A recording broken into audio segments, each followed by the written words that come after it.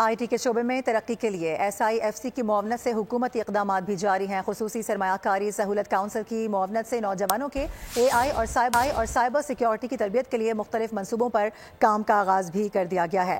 Graduate نوجوان ان منصوبوں کے تحت IT کی تربیت حاصل کر کے ملک کی ترقی میں اہم کردار ادا کر سکتے ہیں۔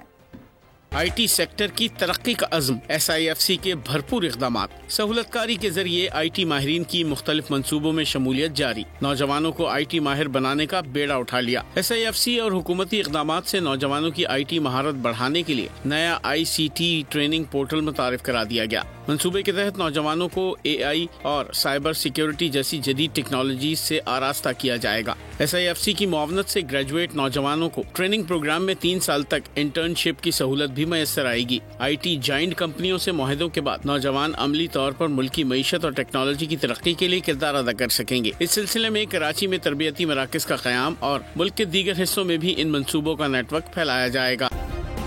سبسکرائب کریں اور بیل دبائیں تاکہ کوئی خبر رہ نہ جائے۔